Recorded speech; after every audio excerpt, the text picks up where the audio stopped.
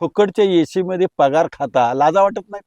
तुम्ही बोंबल भाडे असता, मोकळे असता आणि तुमचे आई वडील जर असे उन्हात तानात बसले असते, तुमच्या मनाला कसं वाटलं असतं रे? रानात आलोय म्हणून मला शेतकऱ्यांच्या बाबतीत आठवा लागलंय.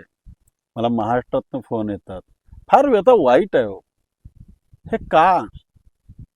मी हे जे काय तहसीलदार आहेत, प्रांत आहेत किंवा तलाठी आहेत किंवा सर्कल आहेत, तुम्ही शिकले सवरलेली माणसं आहे ना. अंतर्मनाला एक प्रश्न करा. अरे गरीब शेतकरी आहे रे, गरीब शेतकरी आहे, त्याला काय कळत नसतंय. त्याच्या कागदात काहीतरी खोट मारता, निकाल अंदाधुंदी देता, त्यांना चक्रा मारायला लावता. तुम्ही सुखानं माराल का रे? सुखानं तुम्ही माराल का असं वाटतंय का तुम्हाला? मी वैयक्तिक कुणाचं नाव घेत नाही, पण जे असे वागतात ना, त्यांनी मनाला प्रश्न करा, सुखानं माराल का? अरे गरीब शेतकऱ्याला अंदाधुंद पद्धतीनं तुमच्या कायद्याचा वापर करून त्यांना अडकून टाकायचं, त्यांना त्या कोर्टाच्या चक्रा मारा लावायच्या, ते प्लास्टिकच्या पिशवीत घालून कागद घेऊन येतंय, ते दिवसभर उन्हात बसतंय आणि फुकटच्या एसी मध्ये पगार खाता, लाजा वाटत नाही? लाजा वाटायला पाहिजे तो. मी अशा चुका करणाऱ्या अधिकाऱ्यांना बोलतो, तुम्हाला खरंच लाजा का वाटत नाही? अरे मी हात जोडून तुम्हाला सांगतो, लय वाईट परिस्थिती आहे रे बाहेर.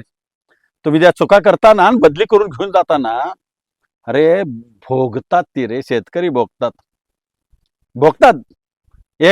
एखादी सुट्टी काढा आणि त्या कोर्टाच्या दारात जाऊन बसा की. अरे कुत्र्यासारखी माणसं बसायला लागलेत रे तुमच्या या चुकीमुळं. अरे तुम्हाला देवानं मामलेदार केला, तुम्हाला तहसीलदार केला, तुम्हाला प्रांत केला किंवा तलाठी केला किंवा सर्कल केला, म्हणजे का तीर मारला का तुम्ही?